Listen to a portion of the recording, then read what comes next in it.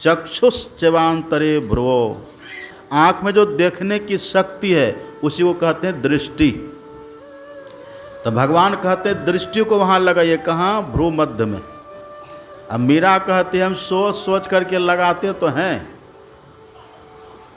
हम प्रयास करते हैं लगाने का, सोच सोच पग धरु जतन से, लेकिन डिग जाए, बार बार डिग जाए, डिग जाता है, स्थिर दृष्टि नहीं हो पाती है। एक बात और देखिए, वहाँ लगाना किसको है? वहाँ ले जाना है मन को, लेकिन मन वहाँ जाएगा कैसे? पलटू साहब कहते विवेक जंजीर को डाल गले में, जंजीर को डालना होगा, मन के गले में जंजीर डालना होगा, ऐसे मन चला जाएगा?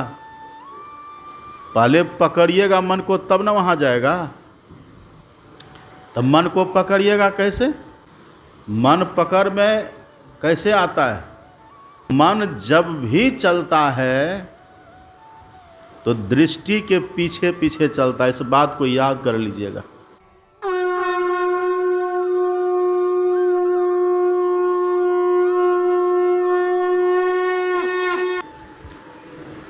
आप लोगों ने सुना था कि नासाग्र आखिर है कहाँ पर? कोई कहते हैं भौं के बीच, अब कोई कहते हैं आँखों के बीच। इसका ठीक से निराकरण आपने कल सुना था, जो कल आए होंगे उनको याद होगा। है तो वहीं पर, लेकिन इसका क्षेत्रफल कितना है, इसके एरिया की माप कितनी है? माप के लिए कहते हैं परिमाण शून्य, कुछ माप है ही नहीं। वो स्थान है पर उसकी माप कुछ भी नहीं है। वहीं पर अपनी वृत्ति को लगाना है, वहीं पर मन को लगाना है।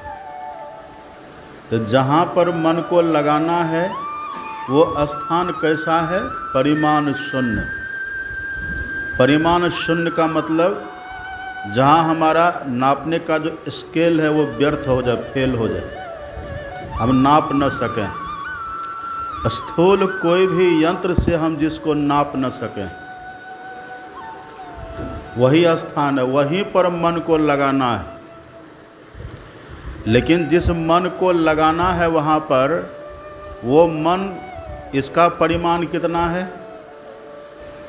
जहाँ लगाना है वह स्थान तो परिमाण शून्य है, और जिस मन को वहाँ लगाना है, इस मन का परिमाण कितना है?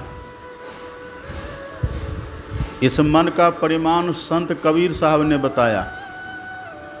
आप पढ़ेंगे, संत कबीर साहब कहते हैं भक्ति द्वारा सांकड़ा। भक्ति द्वारा कहिए या नासाग्र कहिए, एक ही भाव है। उसी को भक्ति द्वार भी कहते हैं, उसी को मोक्ष द्वार भी कहते हैं।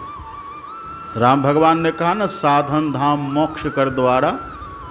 तो जिसको राम मोक्ष का द्वार कहते हैं राम भगवान, उसी को संत कबीर साहब भक्ति का द्वार कहते हैं। एक ही भाव है।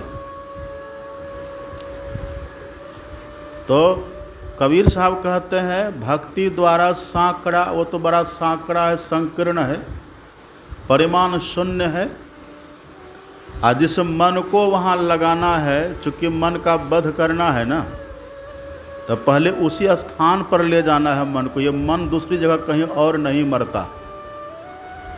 इसलिए पलटू दास जी कहते हैं मन से, संत पलटू साहब अपने मन से कहते हैं, इधर से उधर तो जाएगा किधर को, जहाँ तो जाए मैं खैंची लावो। अब विवेक जंजीर को डाल गले में, जहाँ तो जाए मैं खैंची लावो। दास पलटू कहे मारिहों ठौर पर, जहाँ पकड़ी मैदान पावो। तो ये मन जो मरेगा इसका वही मैदान है। बाहर दुनिया में मन को मारने का स्थान कहीं नहीं है। दास पलटू कहे मारिहों ठौर पे, जहाँ पकड़ी मैदान पावो। ये मन किस मैदान में मरेगा? वह स्थान जहाँ मन मरेगा वो है कहाँ?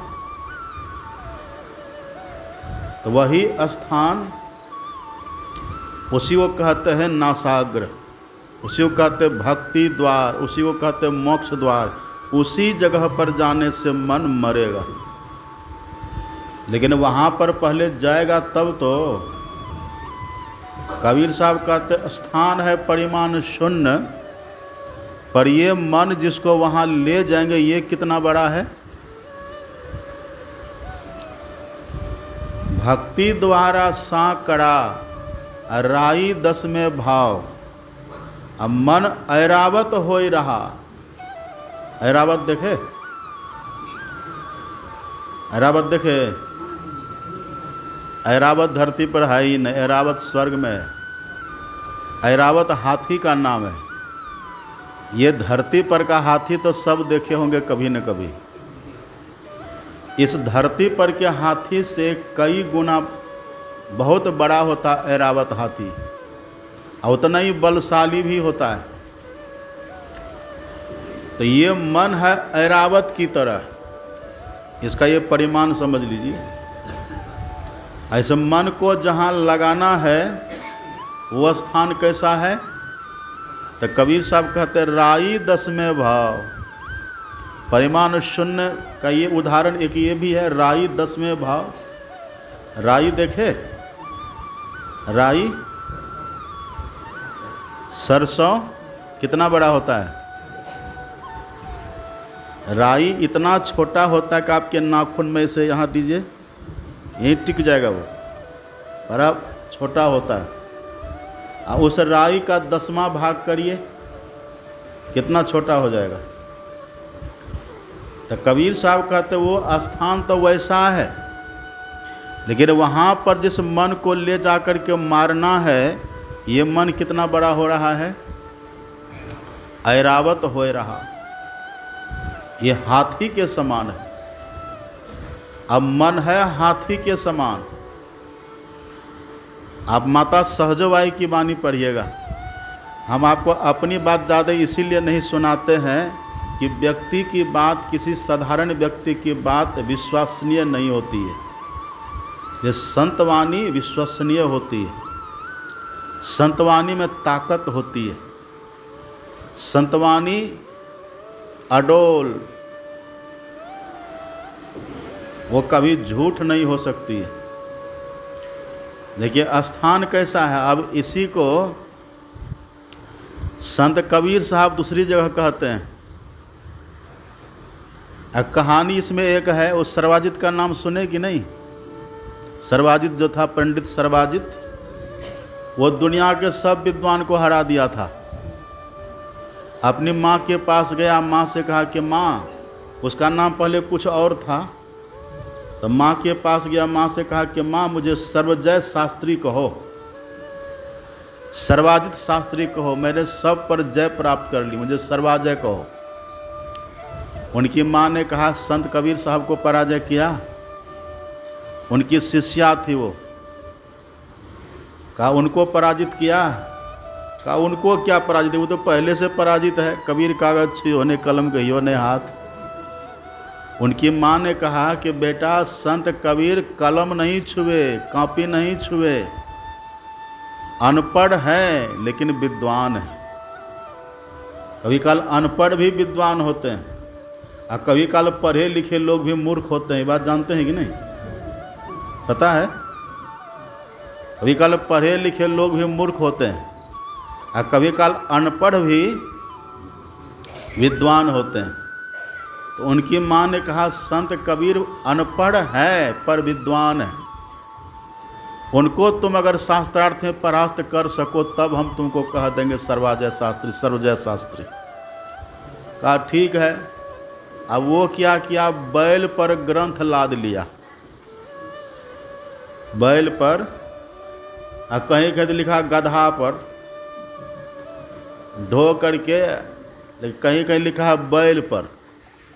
बैल पर सब ग्रंथ को लाद दिया, चला कबीर साहब के पास शास्त्रार्थ करने के लिए। कबीर साहब का जहाँ घर था उसके पहले एक कुआं था।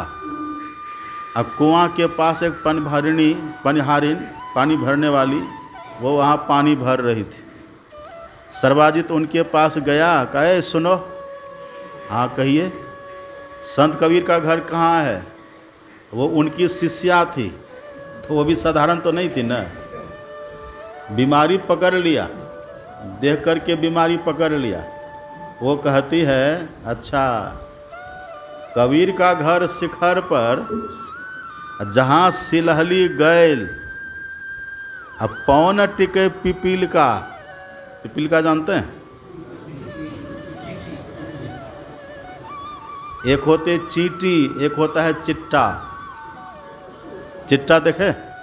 चिट्टा तो बड़ा बड़ा होता है, और चींटी सबसे छोटी वाली, पिपील का सबसे छोटी वाली।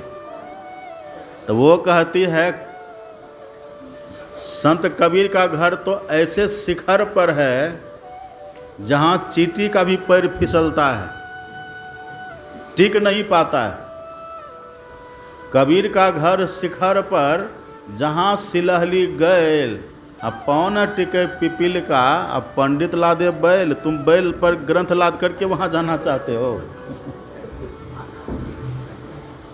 अब वही कबीर साहब पहले क्या कहते हैं, मन ऐरावत होए रहा। लेकिन वो स्थान कैसा है, वहाँ पर चींटी का भी पैर नहीं टिकता है। पैर वहाँ चींटी का भी नहीं टिकता, लेकिन वहाँ टिकाना किसको है? हाथी को। कितना कठिन काम है, सोच लीजिए। इसीलिए कहते हैं रघुपति भगति करत कठिनाई। यही तो भक्ति है, बहुत कठिन काम है। अब छोटी सुई हो, उसमें मोटा धागा घुसा पाइएगा? एक बात है।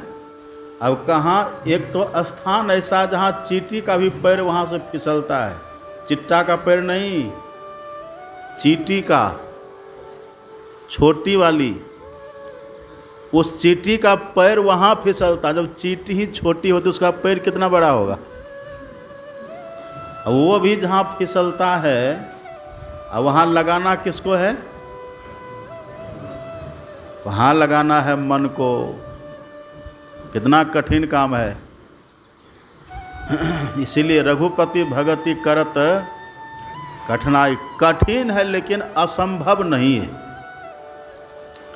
ये कठिन है लेकिन असंभव नहीं है। वहाँ जिसने अपने मन को लगा दिया उनका अनुभव है। माता सहजबाई कहती है, जहाँ न च्यूटी चढ़ी सके। एकदम वही देखिए, जिसके लिए संत कबीर साहब कहते चींटी न ठहराए, वही यहाँ माता सहजबाई, जहाँ न चींटी चढ़ी सके और सरसों न ठहराए, वही राई। सरसों न ठहराए, सहजो कुआं देश में सतगुरु दई बसाए।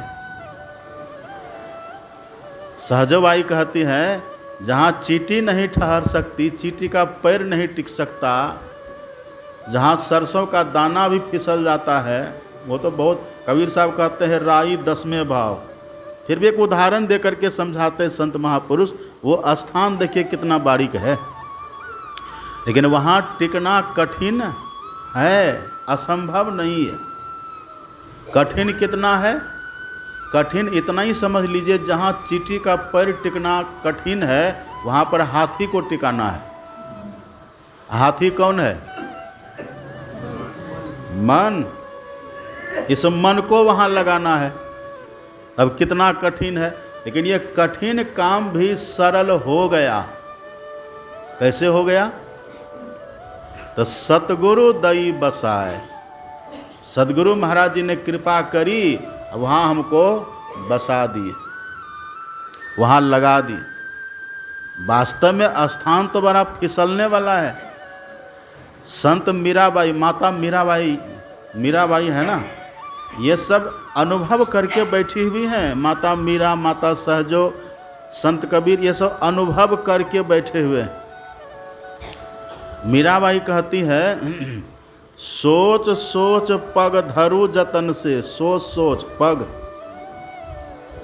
वो स्थान जो है ना जहाँ पर लगाना है, उस भवों के आँखों के बीच में जहाँ लगाना है मन को, एक जहाँ आगे रखना है एक को, वहाँ जो लगाना है मन को, तो मीराबाई कहती है सोच सोच पग धरु जतन से, बड़ा सोच संभल करके वहाँ पैर रखते हैं। सुन रहे बात? अब पैर किसको कहते हैं? पैर मतलब ये पैर, ये पैर वहाँ जाएगा, इसलिए तो कहते हैं बिन पावन की राह है, बिन बस्ती का देश। कौन सा पैर वहाँ लगाना है? दृष्टि रूपी पैर ही है। इसी का खुलासा भगवान ने सुना था ना, अपने कल भगवान ने किया था, चक्षुष च्यवांतरे भ्रुवो। तो भगवान श्री कृष्ण सीधा कह देते चक्षु, और चक्षु कहने का मतलब दृष्टि। चक्षु मतलब आँख होता है, आँख में जो देखने की शक्ति है उसी को कहते हैं दृष्टि। तो भगवान कहते हैं दृष्टि को वहाँ लगाइए, कहाँ? भ्रू मध्य में। अब मीरा कहते हैं हम सोच सोच करके लगाते तो हैं, हम प्रयास करते हैं लगाने का। सोच सोच पग धरु जतन से, यत्न करके, प्रयास करके, विचार करके, बड़ी बुद्धिमानी से, बड़ी होशियारी से, बड़ी सतर्कता से, तब वहाँ पर हम लगाते हैं दृष्टि को, लेकिन डिग जाए, बार बार डिग जाए, डिग जाता है, स्थिर दृष्टि नहीं हो पाती है। सुन रहे बात? अच्छा, वहाँ दृष्टि को लगाना है कैसे? एक बात और देखिए, वहाँ लगाना किसको है? वहाँ पर ले जाना किसको है? वहाँ ले जाना है मन को। लेकिन मन वहाँ जाएगा कैसे? पलटू साहब कहते विवेक जंजीर को डाल गले में, जंजीर को डालना होगा, मन के गले में जंजीर डालना होगा, ऐसे मन चला जाएगा। पहले पकड़िएगा मन को तब ना वहाँ जाएगा। तब मन को पकड़िएगा कैसे? इधर सब देखिए मेरी तरफ। खिस्सा कहानी प्रातःकाल में कम ही होती है, खिस्सा कहानी शाम में ज़्यादा होती है। तो मन को पहले पकड़िएगा तब ना वहाँ ले जाइएगा। तो मन को हाथ से पकड़िएगा, हाथ से पकड़ में आएगा मन? मन पकड़ में कैसे आता है? अब बड़ा ये ईश्वर कृत जो शरीर है ना हम लोग का मानव तन, बड़ा अद्भुत है। अब बड़ा सुंदर नियम है, फॉर्मूला, सूत्र बना हुआ है। सूत्र क्या है?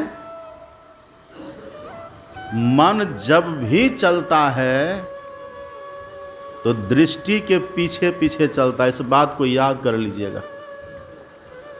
मन अकेला कभी नहीं चलेगा। कैसे चलता है मन?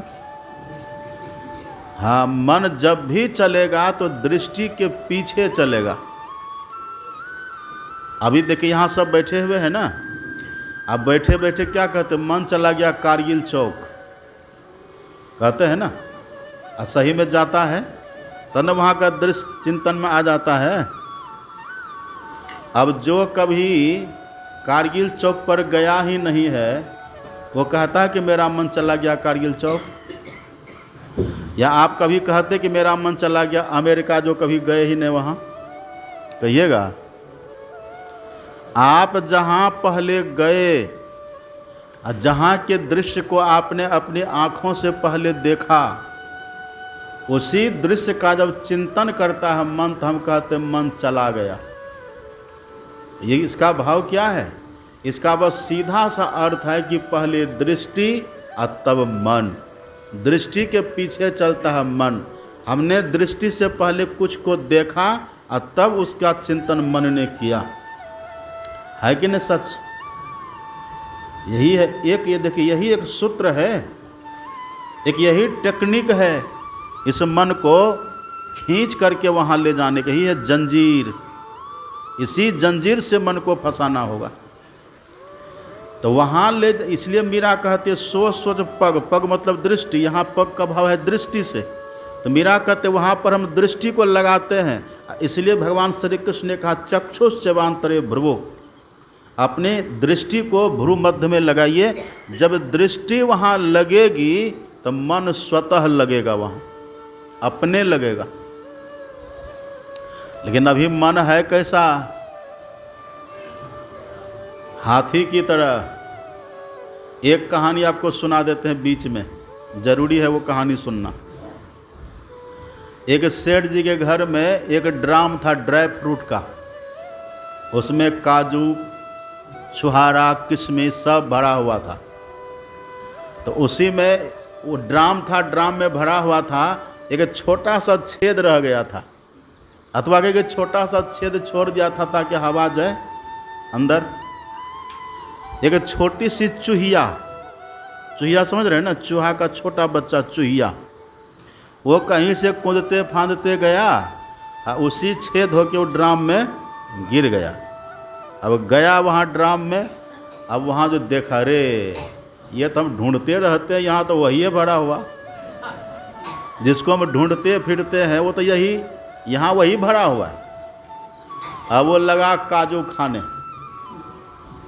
अब चूहा ज़्यादा पानी नहीं पीता है, उसको पचाने के लिए ज़्यादा पानी की ज़रूरत नहीं पड़ती है, वो खाता है। थोड़े ही दिन में काजू खा खा करके, छुहारा खा खा करके वो चूहा मोटा ताज़ा बन गया, एकदम मूसा बन गया थोड़े ही दिन में। सोचा अब तो मोटा ताज़ा होएगा, भागते यहाँ से, लेकिन भागेगा तब जिधर से आया था उधर से न भागेगा, रास्ता तो एक ही था ना। अब वहाँ जो गया भागने के लिए वही छेद के पास, तब वो देखता है इसमें तो हम प्रवेश ही नहीं कर पाते हैं, छेद है बहुत बारीक महीन छोटा, हम तो बहुत मोटे हो गए, अब इधर से कैसे निकलेंगे। तो चूहा था बड़ा बुद्धिमान था, वो बड़ा बुद्धिमान था। चूहा ने कहा अच्छा हम आ कैसे गए थे, जब आए थे तो हम पतले थे, यहाँ आ गए तो हम पास कैसे नहीं कर पा रहे क्योंकि हम मोटे हो गए। अब मोटे हुए कैसे, तो मोटे हुए हैं यही काजू किशमिश खा करके। तो अब चूहा कहता कि हमें यहाँ दो काम करना है। सबसे पहला काम तो काजू खाना छोड़ देंगे हम, सबसे पहला काम काजू खाना छोड़ेंगे। इसको क्या कहते हैं, उपवास, क्या कहते हैं, उपवास करेंगे। और दूसरा काम करेंगे, इससे निकलने का प्रैक्टिस रोज करेंगे। काजू खाना छोड़ेंगे तो पतला होंगे, और रोज रोज प्रैक्टिस करेंगे तो जिस दिन पतला इसके अनुकूल हो जाएंगे तो निकल जाएंगे। देखिए चूहा बुद्धिमान है, वही किया, काजू खाना छोड़ दिया, धीरे धीरे उसकी चर्बी खत्म होने लगी, और रोज रोज जो प्रवेश करने का प्रयास करता था तो उससे भी तो जैसे चर्बी उसकी खत्म, उस लेवल में आ गया उसका शरीर, बस एक दिन जैसे प्रवेश किया बस पार हो गया, निकल के भाग गया। तो चूहा तो भाग गया, चूहा ने सोचा था जिसको हम दुनिया में ढूंढते रहते तो यहाँ भरपूर है। ऐसे ही मानव तन में जो विषय दुनिया के अन्य प्राणी ढूंढते रहता है, वो विषय इस मानव तन में उसकी बहुलता है, विषयों का बाहुल्य है मानव तन में, है ना। मछली के देह में तो एक विषय है, कौन, रस। भंवरा की देह में एक विषय है, गंध। हाथी की देह में एक विषय है, स्पर्श। पतिंगा की देह में एक विषय है, रूप। और मृगा की देह में एक विषय है, शब्द। एक एक विषय है उधर, वो सब अन्य विषय के लिए तरसता है। लेकिन मानव तन में पांचों विषय की भरपूरता बाहुल्यता है। इसलिए मानव तन में जो जीव आता है ना, उधर से तो अन्य योनियों में थे ना पहले हम लोग, उधर तो बड़ा अभाव था ना उधर विषयों का, वो अभावग्रस्त हम थे। और जैसे मानव तन में आए, अब विषयों की तरफ हम दौड़ते हैं एकदम पकड़ने के लिए इसको। वही राम भगवान कहते नरतन उपाय विषय मन देही, अब पलटी सुधाते 60 विषय। उसी विषय का सेवन कर करके मन रूपी चूहा हाथी के बराबर हो गया। तो अब आप क्या करिएगा? अब कहिए न चूहा बड़ा कि हम लोग बड़े। वो चूहा तो समझ लिया था कि काजू खाना छोड़ो और उपवास करो, लेकिन हम लोगों को कभी होता है कि विषय सेवन करना छोड़ो और उपवास मतलब उपासना करो। उपवास भी किया, अभ्यास भी किया। तो हम लोग ऐसा कभी करते हैं? हम लोग ऐसा नहीं करते। सत्संग में भी देखते हैं कितनी सब्जी बनी है यहाँ भी वही ढूंढते हैं। सत्संग में देखते हैं क्या बना है, सत्संग में देखते हैं पूरी बुनिया बनी है कि नहीं। और जैसे देख लिया कि पूरी बुनिया बनी है, पॉलीथिन गिनती से लाते हैं।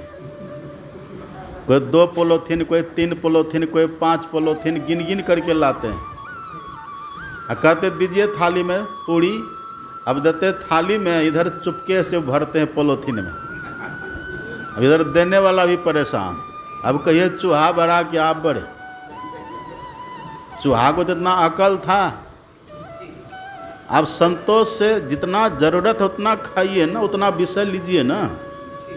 ये मनुष्य को संतोष नहीं है। इसलिए इस बार हम टेक्निक लगाए हैं। हम भी क्या टेक्निक लगाए, हमने कहा इस बार अंतिम भंडारा पूरी बुनिया कैंसिल। आप नहीं मानिएगा तो हमको तो मानना पड़ेगा, वही कैंसिल। तो ये जो हम लोग का जो मन है ना, ये रस के पीछे, जीभ के पीछे, रस के पीछे, रूप के पीछे, गंध के पीछे, स्पर्श के पीछे पर के ये हाथी की तरह विशाल हो गया है। इसको बनाना है कितना? राई 10 में भाव। तो जो विषयों से अपने को बचा करके रखते हैं और प्रतिदिन अभ्यास करते हैं, तब धीरे धीरे उनमें वो योग्यता, वो क्षमता आ जाती है कि धीरे धीरे उसमें उनका मन लग जाता है। अब देखिए, बहुत ध्यान से सुनिएगा, मन जो वहाँ लगेगा तो मन के लगने का प्रारूप क्या होगा? वहाँ किस तरह से हमारा मन लगेगा? भगवान श्री कृष्ण ने एक उदाहरण दिया है, सोपमा स्मृता। भगवान कहते कि एक उपमा को स्मरण करिए। भगवान उदाहरण देख कहते सोपमा स्मृता, एक उपमा को याद करिए। वहाँ जो अपना मन लगे, दृष्टि लगे तो कैसे लगे, एक उपमा को समझिए। सुन रहे हैं? सुन रहे कि सो रहे हैं? जहाँ बिंदुनाथ की चर्चा शुरू, बस सोना शुरू।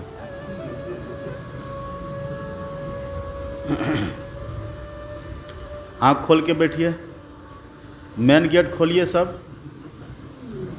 एक गमछी वाले को जगाइए तो। आँख खोल के बैठिए। कहाँ हैं आप? इशारा नहीं समझते हैं? आँख खोल के सीधा बैठिए। मेरे सामने बैठे, झुकिएगा, सीधा बैठिए।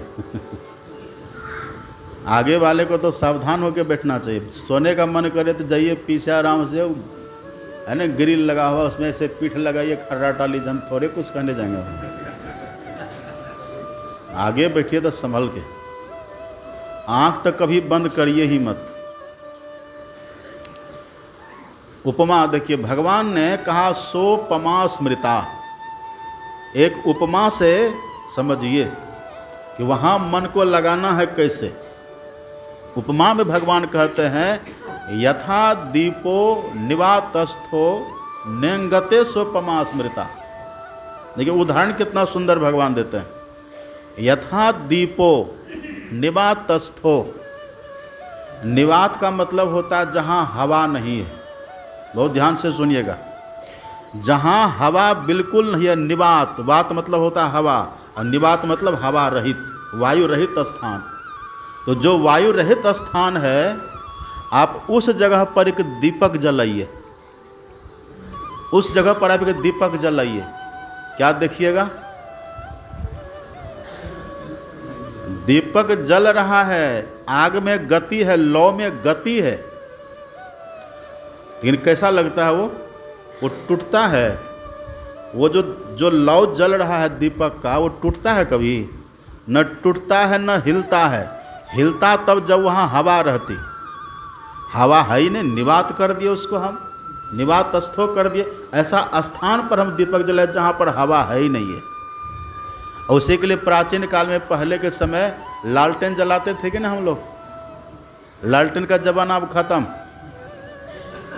लैंप जो जलाते थे हम लोग पहले, लैंप का याद करिए। लैंप में जो दीप वो जो जलता था बत्ती, उसका प्रकाश कैसा स्थिर रहता था कि नहीं? आप अभी भी कोई बत्ती जलाइए और शीशा से उसको ढक दीजिए, ऊपर थोड़ा छोड़िए धुआं निकलने का, और शीशा से उसको ढकिए, देखिए कितना, वो तो उसमें फिर भी हवा जाती है।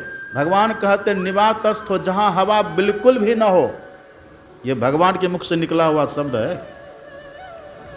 जहाँ हवा बिल्कुल भी ना हो, आप वहाँ एक बार दीपक को जलाइए, देखिए वहाँ कैसे एकदम अखंड वो हो जाता है, न हिलता है न टूटता है।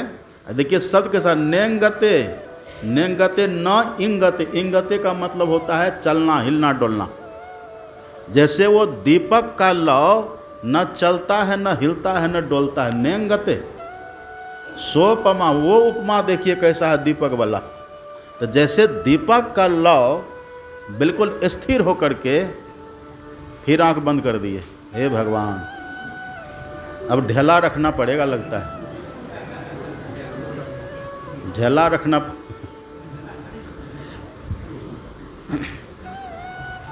नेंगते सो पमा स्मृता। नेंगते का अर्थ क्या होता है? नेंगते न इंगते। इंगते मतलब होता है हिलना डोलना, चलना फिरना। तो वो दीपक का प्रकाश उस समय नेंगते, भगवान कहते नेंगते सो पमा स्मृता। आप याद करिए, जिस समय हवा बिल्कुल भी न हो, उस समय उसका दीपक का लौ कैसा अखंड रहता है, अडोल अकंप रहता है। इस तरह से हमारी दृष्टि और मन वहाँ लगना चाहिए। ये गीता का कौन अध्याय है? ये गीता का कौन अध्याय है? अंतिम में भंडारा के टाइम में आइएगा तो क्या पता चलेगा।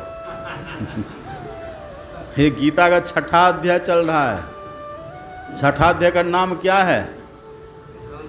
ध्यान योग। ये गीता का 6ठा अध्याय नाम है ध्यान योग। और एक उपनिषद भी है, ध्यान बिंदु उपनिषद।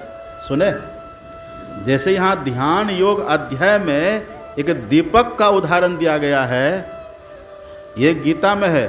आप तुलसीदास जी महाराज के रामायण को पढ़िए, रामचरितमानस को पढ़िए। वहाँ तुलसीदास जी भी कहते हैं दीप शिखा इव वृत्ति अखंडा। एकदम हूबहू वही शब्द, दीप शिखा, दीप शिखा इव वृत्ति अखंडा, दीप शिखा के समान। ये तो गीता के 6ठे अध्याय में है। ध्यान बिंदु उपनिषद में पढ़िए, वहाँ दूसरा उदाहरण, दूसरी उपमा वहाँ दी गई है। वहाँ कौन उपमा है? तैल धारा मिवाच्छिन्नम, तैल धारा मिवाच्छिन्नम। हमारी वृत्ति कैसी लगनी चाहिए? तैल धारा मिवाच्छिन्नम। कभी तेल ढारे? आप बोतल लीजिए, ढक्कन खोलिए, तेल एसिड गिराइए नीचे।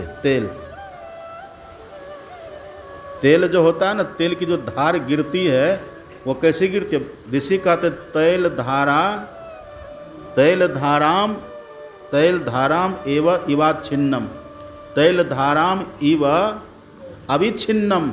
अविच्छिन्न का मतलब होता है जो टुकड़ा, जो कटे नहीं। तेल की धारा जो गिरती है तो कटती है बीच में, वो पानी की तरह। आप बोतल लीजिए ना, तेल ऐसे गिराइए, तेल गिराइएगा तो कटेगा।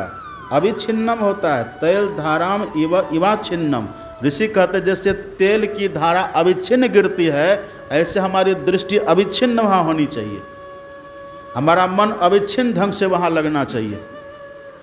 लेकिन अभी ऐसी दृष्टि हम लोगों की लगती है।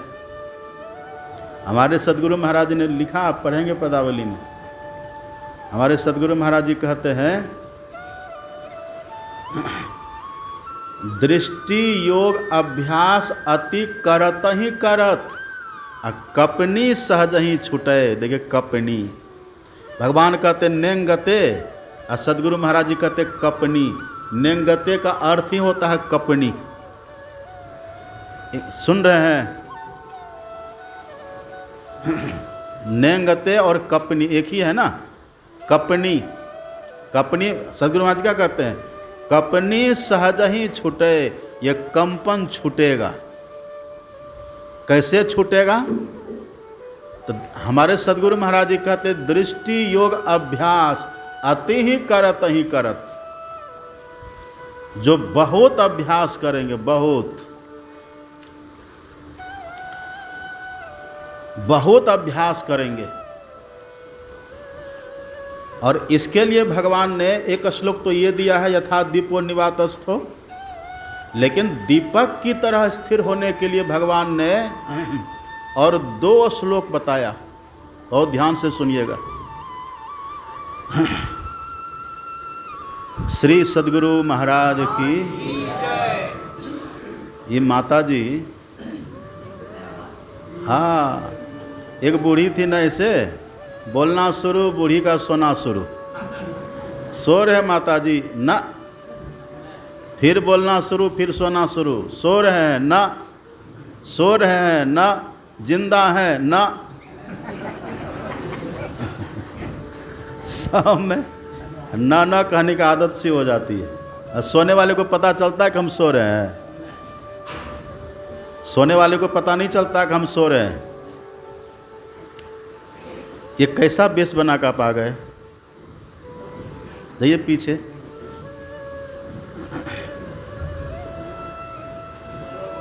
अच्छा कोई बात नहीं, नए हैं, अभी सीखेंगे, है ना। देखिए गुरु महाराज जी कितना अच्छा कहते हैं। भगवान ने इसके लिए 2 श्लोक कहा है। भगवान कितना सरल, इसी के लिए तो भगवान आए हैं। अब भगवान कहते 2 श्लोक, दीपक की तरह हमारी वृत्ति कैसे वहाँ अखंडित हो जाए, दीपक की तरह कैसे अडोल अकंप हो जाए। भगवान कहते तुरंत नहीं होगा। तुरंत कोई सोचे कि बैठे हो जाए, यहाँ तो पहले शरीर इतना हिलता है ना जैसे देवी सवार हो।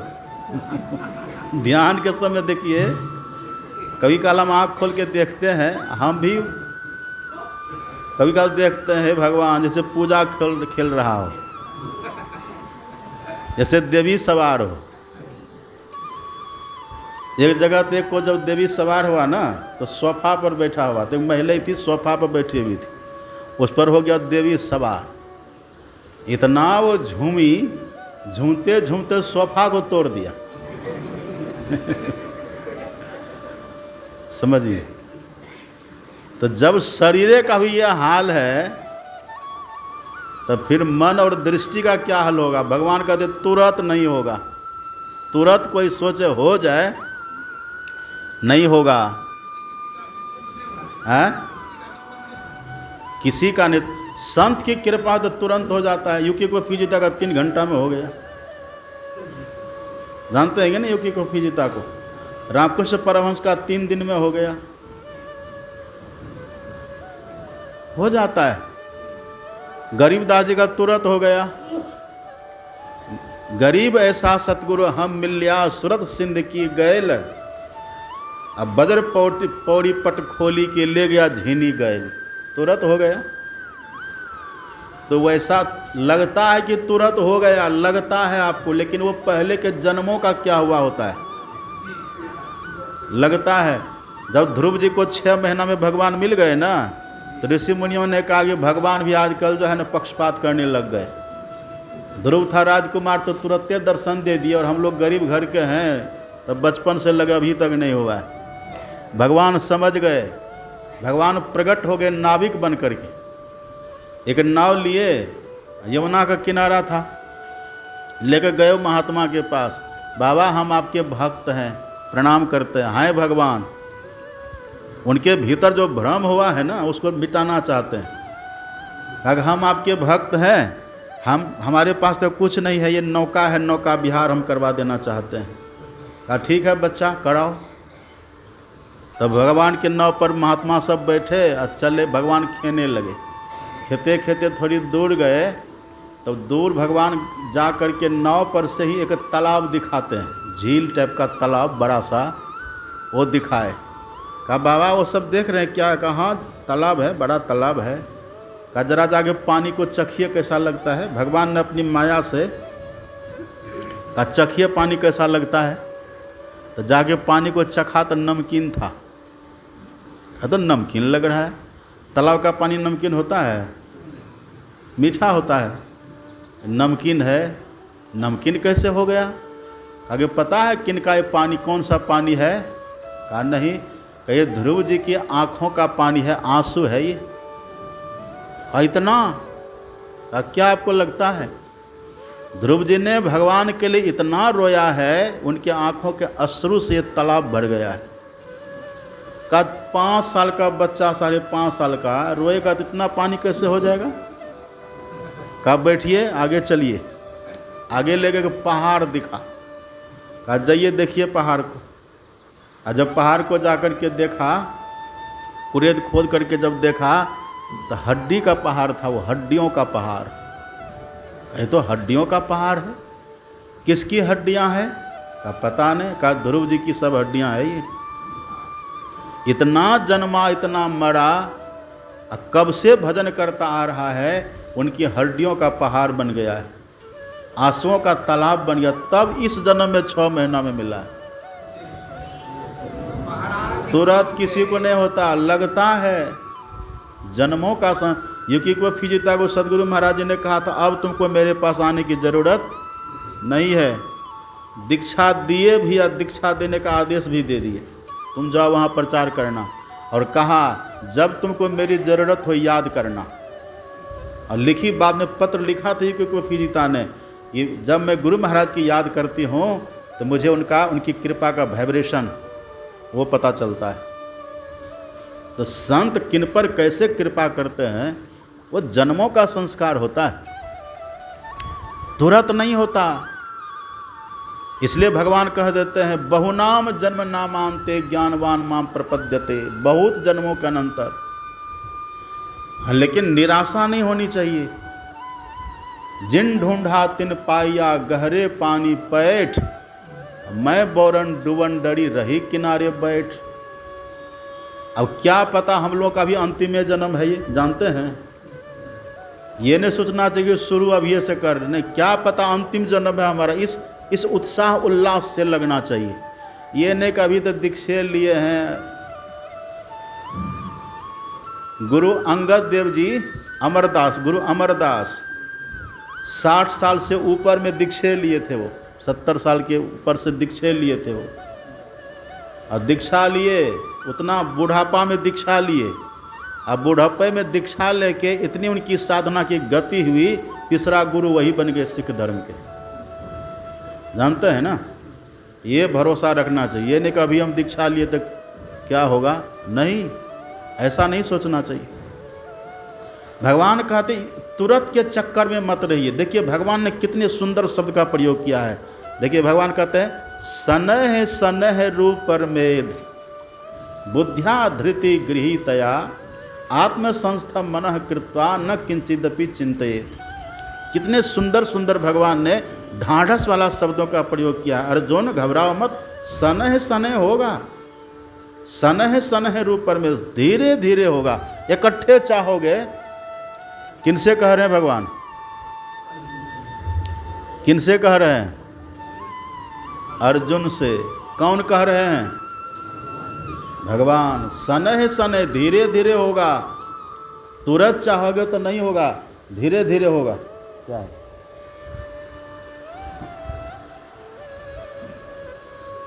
हाँ, मेरा टाइम बढ़ाया गया है। आज 10 में बस नहीं होगा। अब कब बस करेंगे तो अब तो मेरे हाथ में आ गया ना। अब आप बैठे रहिए। ज़्यादा धैर्य भी मत खोइए, निराश हताश भी मत होइए, क्योंकि हम भी आप ही की तरह हैं, हम भी भूखे हैं और हमको तो बहुत कुछ खा के करना पड़ता है। तो हमको खुद ही चिंता है। तो हम समय से समाप्त कर देंगे आपको। सुनिए क्या कह रहे थे हम। भगवान कहते हैं शनैः शनैः होगा, धीरे धीरे, घबराओ मत। क्यों ऐसा भगवान ने कहा? क्योंकि अर्जुन ने जब ये सब बात सुना ना तो सीधे कह दिया चंचलम ही मनः कृष्ण परमार्थी बलवत दृढ़म तस्याहम निग्रहम मन्ये वायुरिव सुदुष्करम। हे श्री कृष्ण, ये काम हमसे नहीं होगा।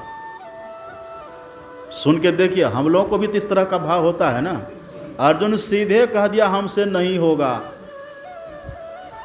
क्योंकि हम मन से हार गए। बलवत, ये मन इतना बलवान है। कितना शेर होता है एक मन में? 40। वही अर्जुन कह रहा है बलवत, बड़ा बलवान। और दृढ़म, ये दृढ़ है, मतलब अपने जगह से हटने वाला नहीं है। ये हमसे नहीं होगा।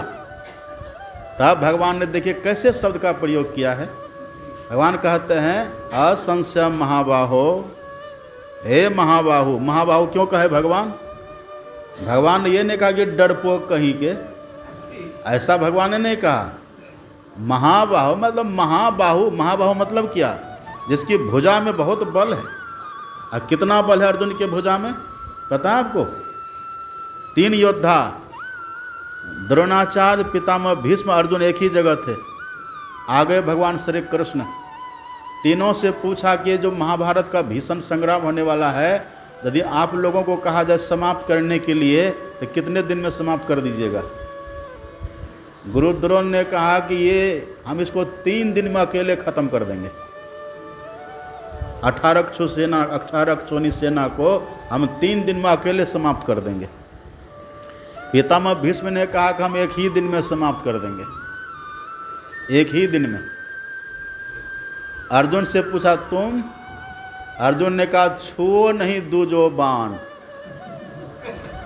एक बाण हमको आदेश दीजिए, एक बाण में हम 18 अक्षोणी सेना को सुला देंगे।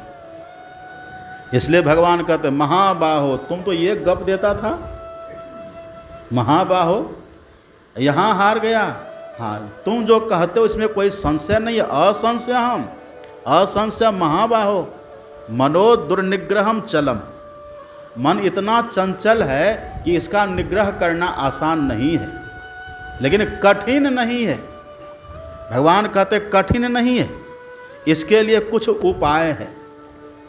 अब देखो यहीं पर भगवान ने एक व्रत बताया है, एक व्रत यहीं पर है। ये 6ठा अध्याय है ना। ऐसे भगवान श्री कृष्ण खुद एकादशी व्रत करते थे, पढ़िए भागवत को। और हमारे सदगुरु महाराज भी एकादशी के दिन उपवास रखते थे, ऐसा कहते हैं। हाँ, बहुत तरह के व्रत की चर्चा है, लेकिन ये भी एक बात है। भगवान ने कहा जो ध्यान करने वाले होते हैं वो सभी व्रतियों से, सभी तपस्वियों से वो बड़े होते हैं। इसी 6ठा अध्याय में तपस्वी भ्योधिको योगी ज्ञानी भ्योपि मतोधिकः कर्मी भ्यश्चाधिको योगी तस्माद् योगी भव अर्जुन। हे अर्जुन, जो ध्यान करने वाले लोग होते हैं ना वो तपस्वी से भी बड़े होते हैं। इसलिए ध्यानी को तपस्या करने की जरूरत नहीं है। जो ध्यानी होते हैं ना वो ज्ञानी से भी बड़े होते हैं। तो जो ध्यान में लग गए हैं अब उनको ज्ञान पढ़ने की आवश्यकता, स्वाध्याय और श्रवण मनन की आवश्यकता नहीं पड़ती है। और जो ध्यानी होते हैं ना वो दुनिया के सभी कर्मकांडियों से बड़े होते हैं। इसलिए ध्यान करने वाले को कोई कर्मकांड करने की भी आवश्यकता नहीं है। सुन रहे बात? यहाँ है कि नहीं हॉल में? देखिए, ध्यान करने वाले के लिए भगवान कहते हैं ध्यान करने वाले को न तो कोई तपस्या करने की ज़रूरत है, ध्यान करने वाले को न तो कोई कर्मकांड करने की ज़रूरत है। कर्मकांड करते हैं ना आप लोग, गृह प्रवेश करवाना है तो कर्मकांड, मुंडन करवाना है तो कर्मकांड, विवाह करवाना है तो कर्मकांड, जमीन खरीदना है तो कर्मकांड, बेचना है तो कर्मकांड करते हैं ना। ध्यान करने वाले के लिए सब करने की जरूरत नहीं। भगवान कहते कर्मी भ्यश्चाधिको, ध्यान करने वाला सबसे बड़े हो गए। अब बड़े होकर छोटा काम करेगा कोई? कहिए। अरे कोई कॉलेज की पढ़ाई करके हाई स्कूल में पढ़ेगा? फिर से पढ़ेगा? नहीं पढ़ेगा। तो भगवान कहते जो ध्यानी हो गया अब उनको ये सब करने कोई ज़रूरत नहीं है।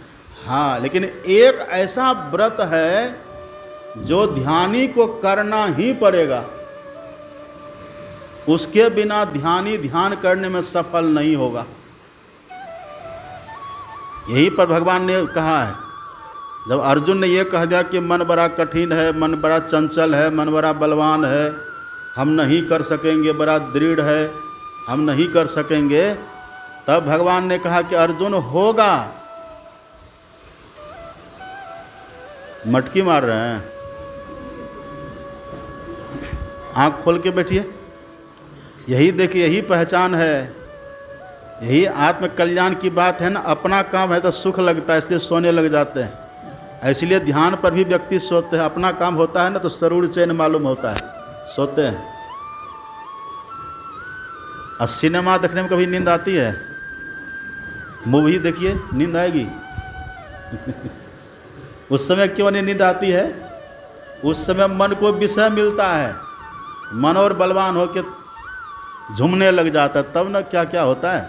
और आजकल तो कथा में भी वही सब होने लगा, तब ना वहाँ जाकर लोग झूमता है। एक संत मत का सत्संग ऐसा जहाँ के सब सोते हैं, क्योंकि यहाँ पर आके मन शांत होता है, और में तो ऐसा विषय मिलता है कि मन और धूमधाम मचाता है। तो ये लक्षण तो अच्छा ही है, लेकिन प्रयास करिए कि सोए नहीं। तो भगवान ने कहा कि एक व्रत करना होगा, उस व्रत के बिना ध्यान में सफल नहीं होंगे आप। कौन सा व्रत है? देखिए, इसके बाद जस्ट इसके बाद वही श्लोक भगवान ने दिया है। अब भगवान बड़ा क्रमबद्धता से बताएं, बहुत क्रमबद्धता। छठा अध्याय ना, एकदम बड़ी क्रमबद्धता। भगवान कहते हैं प्रशांत आत्मा विगत भीर ब्रह्मचारी व्रते स्थितः। जब तक कोई ब्रह्मचारी के व्रत में स्थित नहीं हो, ये काम कर ही नहीं पाएगा। एक बात देखिए, एक होता है ब्रह्मचर्य व्रत, एक होता है ब्रह्मचारी व्रत। दोनों में फर्क है, फर्क है ना। ब्रह्मचर्य व्रत अपने यहाँ 4 आश्रम है, ब्रह्मचर्या आश्रम, गृहस्थाश्रम, वानप्रस्थ आश्रम और संन्यास आश्रम। ब्रह्मचर्या आश्रम कहते हैं जिस समय हम विद्याध्ययन करते हैं 25 साल तक, ये ब्रह्मचर्या आश्रम होता है। अगर कलयुग में अगर कलयुग में 100 साल की उम्र है ना, तो इसको 25-25 करके 4 भाग में बांटिए, है ना। ब्रह्मचर्या आश्रम 25 साल, गृहस्थाश्रम आगे 25 साल 50 तक, और वानप्रस्थ आश्रम 50 से 75 तक, और आगे संन्यास आश्रम 75 से 100 तक। ये नियम है, ऐसे बांटिए। तो ये जो ब्रह्मचर्या आश्रम जो होता है, जब तक लोग विद्याध्ययन करते हैं, यहीं से 2 धारा निकलती है। एक धारा चली जाती है गृहस्थ आश्रम की तरफ, उसमें लोग विवाह करते हैं, विवाह करते हैं, बाल बच्चे के साथ रहते हैं। और वहीं से एक धारा निकलती है, उसको कहते हैं, वहीं से सीधे निकले और संन्यास धर्म में चले गए। तो जो संन्यास धर्म में चले गए उसको कहते हैं ब्रह्मचर्य व्रत।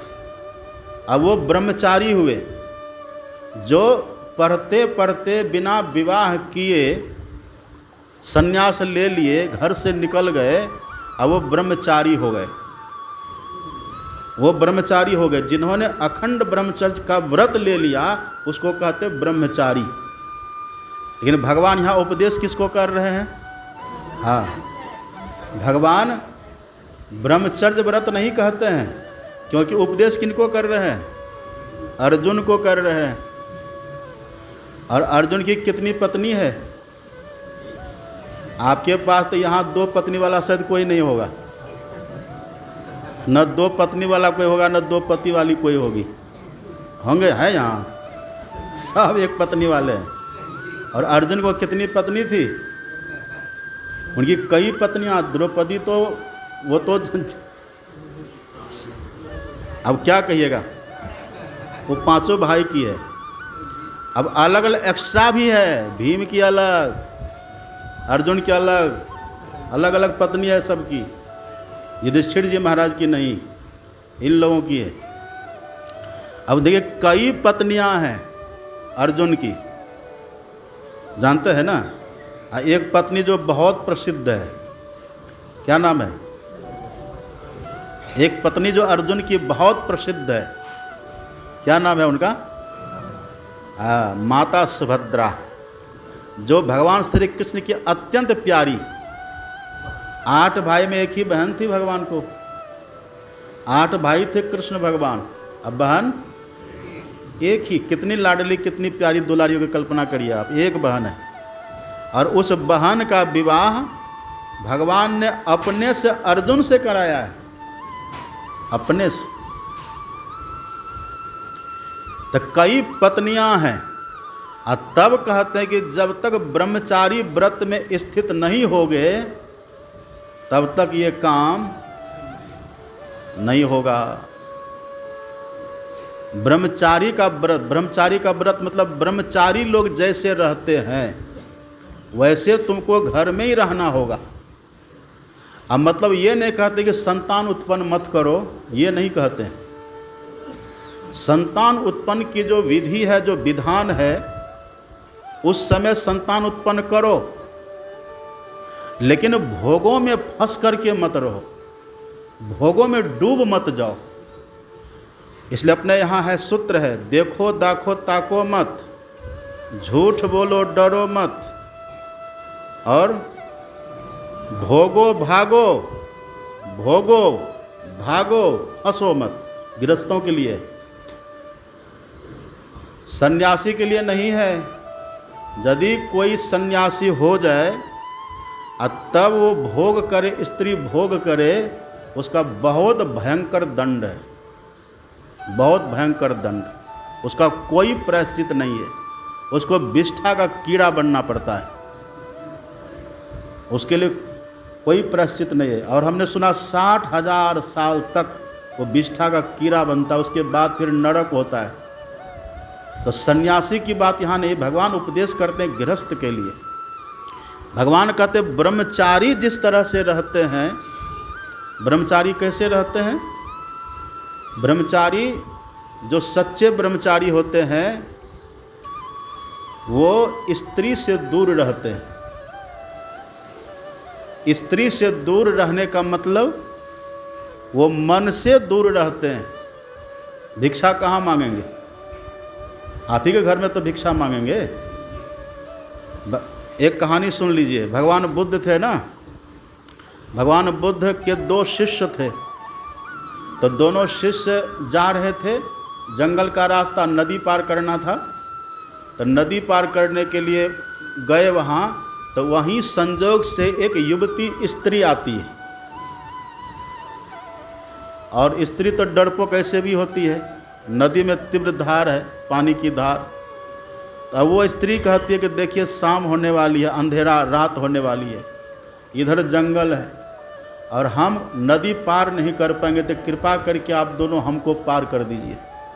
तो एक जो था उसने कहा कि नहीं नहीं, स्त्री है, हम कुछ नहीं कर सकते, चलो यहाँ से। दूसरे ने कहा कि हम चले तो जाएंगे, छोड़ तो देंगे, लेकिन ये बेचारी मर जाएगी, ये नदी पार नहीं कर पाएगी, जंगली जानवर आएगा इसको खा जाएगा, ये मर जाएगी।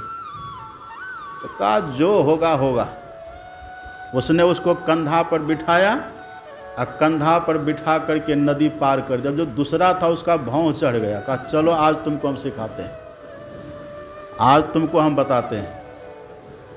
भगवान बुद्ध के पास गए, भगवान बुद्ध के पास दोनों गए। अब वो जो बेचारा जो नदी पार किए थे उनको वो तो भूल गए, पार किए भूल गए, इसका अभी भी भाव चढ़ा हुआ है। भगवान बुद्ध के पास गए, कहा भंते ये जो सन्यासी है इसने आज दुष्चरित्रता की है। कहा क्या? कहा इसने स्त्री को कंधा पर बैठा करके नदी पार कराया है। कहा बुलाओ उसको।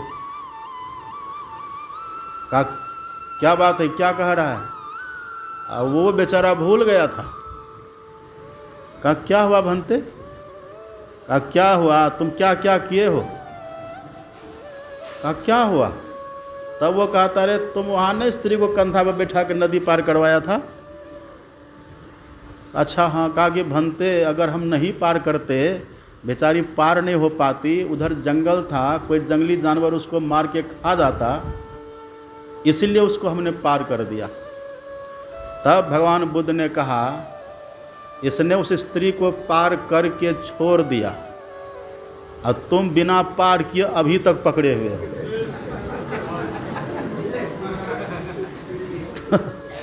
इसने पार किया, उसको छोड़ दिया और तुम अभी तक उसको पकड़े हुए हो, तो कौन दुष्चरित्रता किया?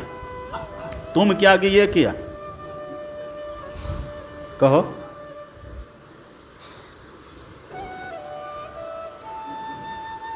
तो ऐसे रहना है। भगवान कहते हैं अब घर में पत्नी है तो पत्नी को मार के भगा नहीं ना दीजिएगा, या पत्नी आपको मार के भगा नहीं ना देगी। घर में रहिए, लेकिन भगवान कहते ब्रह्मचारी का व्रत लीजिए। जैसे ब्रह्मचारी अपने मन को हटा के रखते हैं, उनका मन जल कमलवत होता है। जैसे जल में पानी में कमल रहता है लेकिन पानी से कभी भीगता नहीं, ऐसे वो सबके साथ रह करके सबसे अलग रहता है। इसी तरह से तुम भी घर में रहो और घर में रह करके स्त्री से अनासक्त होकर के रहो, अपनी पत्नी से अनासक्त होकर के रहो। क्योंकि यदि पत्नी में भोग बुद्धि रखोगे तो फिर ये साधना तुमसे नहीं हो पाएगी। क्यों नहीं हो पाएगी? तो इसके लिए एक शक्ति चाहिए, एक बल चाहिए। बल कौन सा बल चाहिए? इसके लिए मस्तिष्क बल चाहिए। और मस्तिष्क बल कैसे बढ़ेगा? मस्तिष्क बल कभी भोजन से नहीं बढ़ता, मस्तिष्क बल घी दूध खाने से नहीं बढ़ता है। मस्तिष्क बल कैसे बढ़ता है? जो भोजन करे, सात्विक भोजन करे, और सात्विक भोजन करने के बाद वीर्य रक्षण करे, उनका मस्तिष्क बल बढ़ता है। खाने से नहीं बढ़ता। जो भोजन करे और अपने वीर्य की जो रक्षा, हमारे सद्गुरु महाराज कहते हैं वीर्यवान को भजन करने में बल मिलता, यही बल है।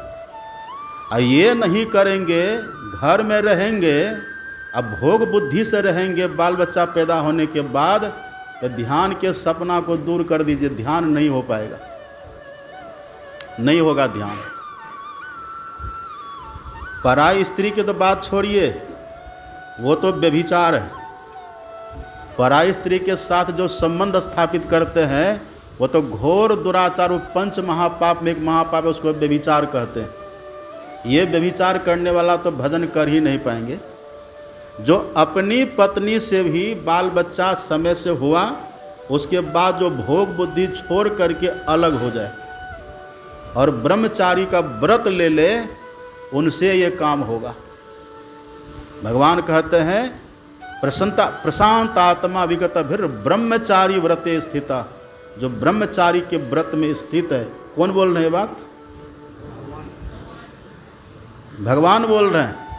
क्योंकि जब तक ये व्रत हम नहीं करेंगे, एकादशी व्रत कितनों करिए फेल है, खूब करिए मंगलवारी सोमवारी फेल है। ये व्रत अगर जीवन में नहीं है तो ध्यान में 1 इंच नहीं बढ़ेंगे। इसी बात को संत कबीर साहब कहते हैं, पानी में आग लागी अंधे को सूझे। पानी में कभी आग लगता है? पानी का भाव यहाँ है वीर्य रक्षा, वीर्य संचय। जिनके भीतर वीर्य का संचय होता है, उन्हीं के भीतर साधना करने से ब्रह्म ज्योति प्रकट होती है, नहीं तो नहीं होगा। इसके लिए एक ही बार में कोई ऐसा ब्रह्मचारी नहीं होता, एक ही बार में नहीं होता। अभ्यास करते करते जैसे जैसे मन शुद्ध होता चला जाएगा वैसे वैसे ब्रह्मचर्य भी पक्का होता चला जाएगा। जब तक मन अशुद्ध है, मन अपवित्र है, तब तक के व्रत में लोग सफल नहीं हो पाते। लेकिन जो व्रत भी करे और मन को शुद्ध करने के लिए जब ध्यान भी करे, दोनों का समन्वय होता है और एक दिन लोग पूर्ण ब्रह्मचारी होकर के अपने भीतर की साधना में सफलता पा लेता है। इसके बिना नहीं होगा। इसलिए आप एकादशी व्रत करें कि नहीं करें, सोमवारी व्रत करें कि नहीं करें, मंगलवारी व्रत करें कि नहीं करें, और कोई व्रत करें कि नहीं करें, लेकिन यदि सत्संगी हैं, ध्यान में सफलता चाहते हैं, तो इस व्रत को अपना लीजिए। इस व्रत को अपनाइए। और देखिए, आप लोग बुरा मत मानिएगा, एक दिन का भी ब्रह्मचर्य व्रत होता है। तो जब ध्यानाभ्यास हो ना यहाँ, तो कम से कम 15 दिन भी पत्नी से दूर रहिए। अब पत्नी भी पति से दूर रहे, 15 दिन भी दूर रहिए और करिए ध्यान, तब भी कुछ न कुछ लाभ हो जाएगा, तब भी लाभ हो जाएगा। एक दिन का भी ब्रह्मचर्य व्रत होता है, लेकिन एक दिन से कुछ होता नहीं है। लेकिन धीरे धीरे धीरे धीरे पूर्ण ब्रह्मचारी जो बन जाते हैं उनको लाभ होता है। भगवान कहते ये व्रत के बिना तो सफलता असंभव है, कठिन असंभव नहीं होगा। आप फिर बैठते रहिए, आंख बंद करते रहिए, झुकते रहिए, पूजा खेलते रहिए, नहीं होगा। ये व्रत यदि कोई अपना ले ढंग से जीवन में, तब भगवान कहते हैं अब भगवान कहते हैं यतो यतो निश्चरति मनश्चंचल मस्थिरम ततस्ततो नियम एतत् आत्मन्यव वशम नयत। अब जहाँ जहाँ मन भागता है ना, वहाँ वहाँ से मन को लौटा करके लगाइए। यहाँ हम कभी काल कहते हैं ना, यहाँ देखते अपना अपना सब रूम बना करके है ना, तो हम कहते हैं कि माता जी को भेजिए ऊपर रहने के लिए, महिला का जो है उसमें, और आप रहिए नीचे। तो न, हम दोनों साथे रहेंगे, साथे रहेंगे। इतना भी आपको धैर्य नहीं है? हम थोड़ा कटु बोलते हैं। 15 दिन तक कम से कम अलग हट करके रहिए, दूर रहिए और मन को पवित्रता से रखिए। अब 15 दिन हो सके तो अपनी पत्नी का चेहरा भी मत देखिए। अब पत्नी में तो पति का चेहरा मत देखिए। भूल करके 15 दिन तक कम से कम रहिए। वो भी नहीं रह पाते हैं, कहते बाबा ज्योति कहाँ दिखाई देती है? तो हम भी कहते हाँ दिखाई देगी। अभी सपना देखिए दिखाई देगी, है ना। और सीधे कहते बाबा नादानुसंधान बतलाने दीजिए। एक गया व्यक्ति गुरु महाराज जी के पास, कहा सरकार हमको दृष्टि योग हो गया, अब नादानुसंधान बतला दिए। तो गुरु महाराज जी बोले हो गया? हाँ हो गया। कहा बताओ तो दीवाल के पार में क्या है? कहा ये कहाँ पता चलता है? कहा झूठा कहीं के भागो यहाँ से। इतना कस के डांटे। गुरु महाराज जी की डांट कभी देखे?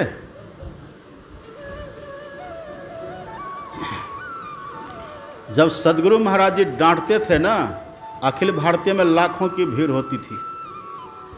वहाँ जब कभी बिगड़ जाते थे, गुरु महाराज जी डांटते थे, तो लाखों के देह में करंट जैसा पैदा हो जाता था। इतना कस के डपटते थे, जैसे गिर जाएंगे, करंट पैदा हो जाता था, इतना डांटते थे। वहाँ वो तो साक्षात ब्रह्म है ना सदगुरु महाराज। नमो नमो सतगुरु नमो, जासम को न आन, अपरम पुरुष होते अधिका गावे संत सुजान। बहुत डांटते थे। कहा झूठा कहीं के, ज्योति हो गई, ज्योति का दर्शन हो गया, भागो यहाँ से। इतना कस के डर का, जाओ देखो बाहर में काली गाय अपने बछड़ा को दूध पिला रही है, जाओ देखो। तो जाके देखा तो सही में काली गाय बछड़ा को दूध पिला रही थी। और गुरु महाराज जी इधर कमरा में, अब दीवार के पार देख रहे हैं। सतगुरु सुख के सागर, शुभ गुण आगर, ज्ञान उजागर हैं, अंतर पथगामी अति निहकामी, अंतर्यामी है, अंतर्यामी है। ऐसे नहीं होगा।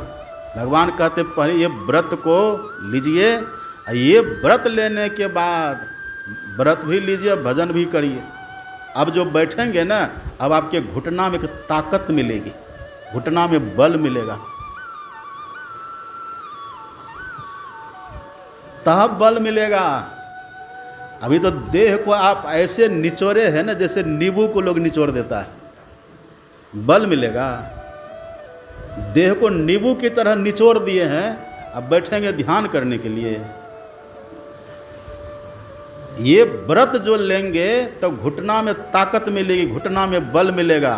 केवल घी पीजिए और रस पीजिए, 1 किलो दूध पीजिए तो ध्यान कर लीजिएगा। एक ने कहा कि बाबा 30 रोटी से कम खाएंगे तो ध्यान हो पाएगा? अब बताइए, घुटना में तब बल मिलेगा, कमर में तब बल मिलेगा, कमर आपका स्थिर होकर रहेगा। कमर की शक्ति तो खत्म है, कहाँ से बल मिलेगा? ये बल के प्रति जिनकी आस्था हो गई, दृढ़ बुद्धि हो गई, और जो अपने को भोगों से बचा करके रख करके रहे, भगवान कहते अब यतो यतो निस्सरति मनश्चंचलम स्थिरम ततस्ततो नियमेतत् आत्मन्यव वशम नयेत। अब ऐसा यदि करेंगे ना, मन जहाँ जहाँ भागे वहाँ वहाँ से लौटा करके मन को लाइए। भगवान कहते इसके लिए 2 काम और करिए। मन को लौटाने में 2 काम करना है, एक तो अभ्यास जारी रखना है, और दूसरा भीतर से वैराग्य। ब्रह्मचारी व्रत में स्थित हो गए, अब और थोड़ा वैराग्य। वैराग्य किया, वैराग्य किसको कहते हैं?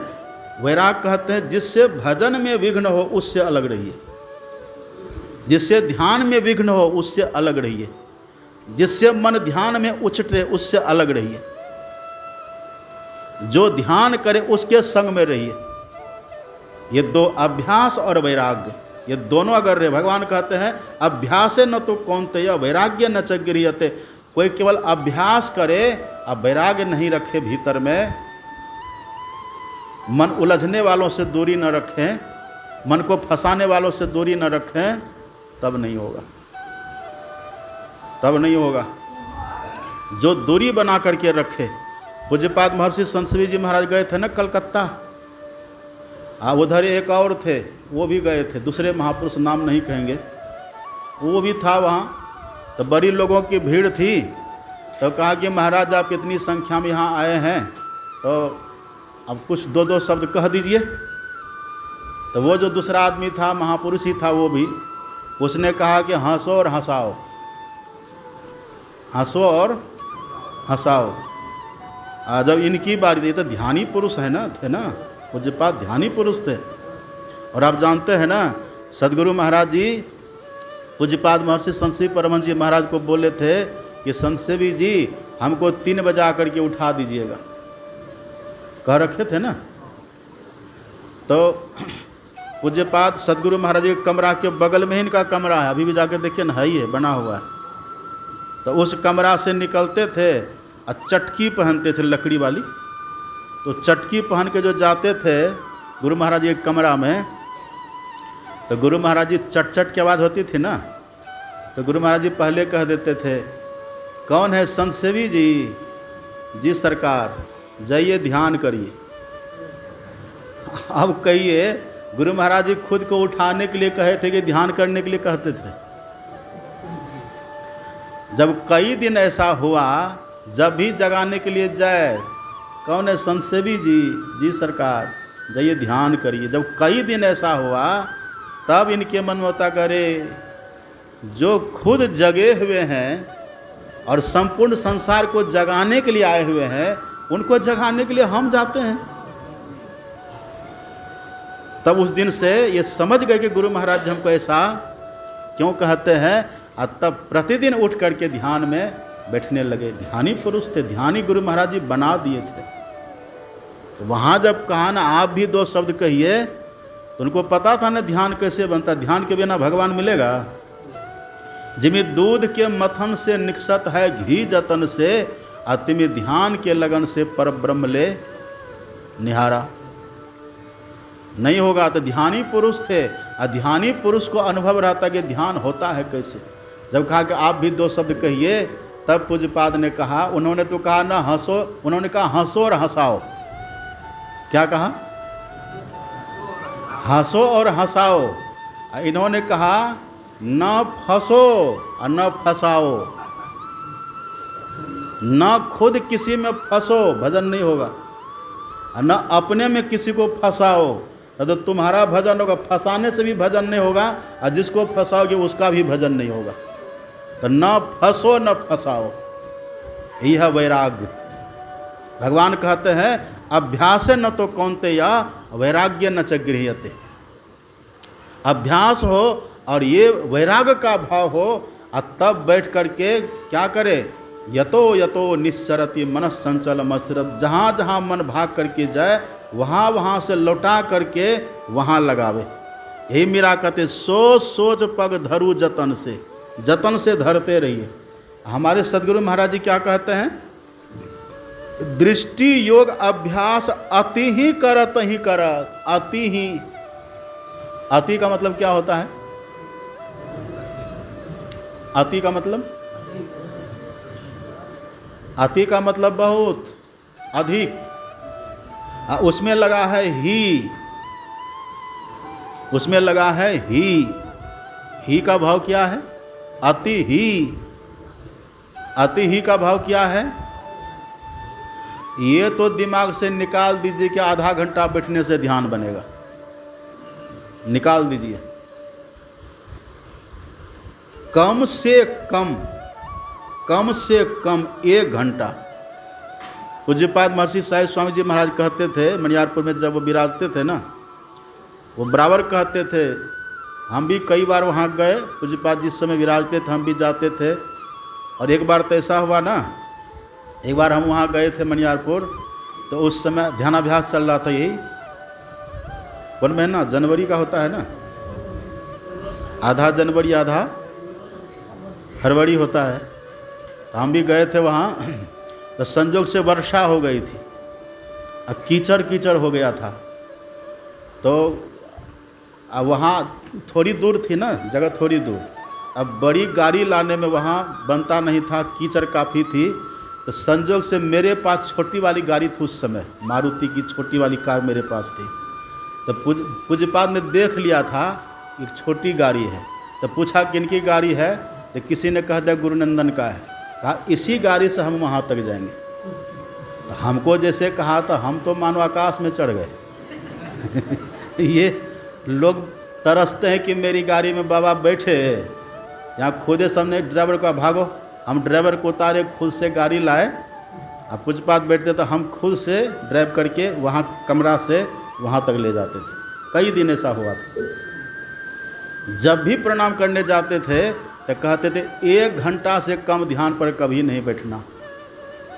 वो सबको कहते थे 1 घंटा से कम में तो ध्यान होगा ही नहीं। 1 घंटा में तो 1 घंटा का अभ्यास करिए। और एक जगह महापुरुष कहते हैं जो कम से कम एक आसन से 3 घंटा बैठेंगे। युकी को फिजिता का घंटा बैठी थी, युकी को फिजिता पहली ट्रिप में 3 घंटा बैठी थी। पहली ट्रिप में उठी तो सदगुरु महाराज जी ने कहा कैसा लगा? Very easy and very hard. और जो देखा भीतर में सो बना बना करके गुरु महाराज जी को दिखा दिया। और यहाँ जो हम 2 घंटा का रखें ना 3 से 5, तो खूब मेरी शिकायत हो रही है गुरुनंदन अपने मन से। तो हम आपका अनहित अनुभव थोड़े चाहते, हम दुश्मन थोड़े हैं किन्हीं का। साधु किन्हीं का दुश्मन, आप भले दुश्मन मान लीजिए, पर साधु किसी का दुश्मन नहीं होता। साधु को तो अपने मन से लड़ने में फुर्सत है, तो आपसे क्या लड़ेंगे वो? जिसको अपने मन से लड़ने से फुर्सत नहीं मिलती है तो आपसे क्या लड़ेंगे? आप भले दुश्मन मानिए, लेकिन साधु किसी को दुश्मन नहीं मानता। तो जो चौथा भाग में पढ़िए सदगुरु महाराज जी की वाणी।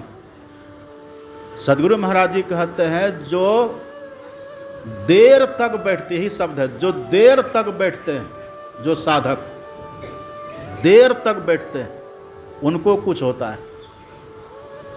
तो जब देर तक बैठेंगे, हमारे सद्गुरु कहते अति ही मतलब थोड़ी देर का तो दिमाग से निकाल दीजिए बात। थोड़ी आधा घंटा बैठेंगे, 10 मिनट बैठेंगे, ध्यान हो जाएगा, अति ही उस बात को निकाल दीजिए और बैठने का अभ्यास करिए। हम इधर देखते हैं 2-4 दिन से हमारे कपिल देव बाबू पहले जैसे तैसे बैठता है कि आप पैर चढ़ा के बैठे कि ना हो, क्या नीचे कर दिया। हमारे सत्यनारायण बाबू कहते बाबा अब 1 घंटा आराम से बैठ लेते हैं। तो कोशिश करने वालों की हार होती है। ये शरीर इसीलिए बनाया है भगवान। ये जो मानव तन जो बना है ना, ये एकदम स्पेशल इसी काम के लिए बना है। अब बना है इसी काम के लिए, तो इस तरह से बन करके रहने देंगे तब ना। अब तो घी खा खा करके केला के थम के तरह पैर को भी बना लेते हैं, हाथी के पैर की तरह, केला के थम की तरह, तो बैठेगा। सहज भाव में रहने दीजिए। देखिए धीरे धीरे ये आसन आपका लग जाएगा। और आसन जब लगेगा ना आपका, हम बराबर कहते पहले पटरी स्थिर होगी तब ना ट्रेन दौड़ेगी। अब पटरियाँ दौड़ने लगे तो ट्रेन दौड़ेगी, एक्सीडेंट हो जाएगा। तो पटरी शरीर है, पटरी स्थिर करिए। अब कहते हैं अति ही, अब खूब देर तक बैठ करके अभ्यास करिए। दृष्टि योग अभ्यास अति ही करत ही करत, करते करते कपनी सहज ही छूटे। ये परिणाम देखने में आ जाएगा, अपने आप ये कंपन छूटेगा। भगवान जो कहते हैं ना न इंगित न इंगिते, ये जो भगवान कहते हैं सदगुरु महाराज कहते हैं, वो स्थिति अपने आप आ जाएगी, स्वतः आ जाएगी। कपनी सहज ही छूटे, अप्रोढ़ होवे सुरत, तिल दरवाजा टूटे नजर के जोर से। अरे हाँ रे में ही लगे टकटकी खूब जोर बरजोर से। जब खूब जोर बरजोर से टकटकी लगेगी ना, बस टकटकी लगते ही उस द्वार में भ्रू मध्य, दोनों आँखों के मध्य में, नासाग्र में हमारी दृष्टि प्रवेश कर जाएगी। और जैसे दृष्टि प्रवेश करेगी तो दृष्टि के पीछा पीछा कौन चल रहा है? मन भी वहाँ चला जाएगा। और जैसे मन वहाँ जाएगा, उस स्थान का नाम यह सुख मना। क्या नाम है? क्यों नाम उसका सुख मना है? उस स्थान को सुख मना क्यों कहते हैं? वहां पर मन को सुख मिलेगा। धन को सुख मना नहीं कहा गया, धन है दुख मना। पद को सुख मना नहीं कहा गया, उस स्थान को सुख मना, दोनों आँखों के मध्य के स्थान को सुख मना इसीलिए कहते हैं क्योंकि वहाँ पर मन को सुख मिलता है। और जिनको जहाँ सुख मिलेगा तो वो वहाँ से हटेगा।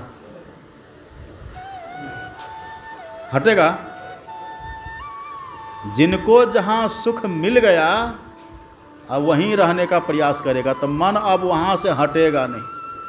अब यही हो गया।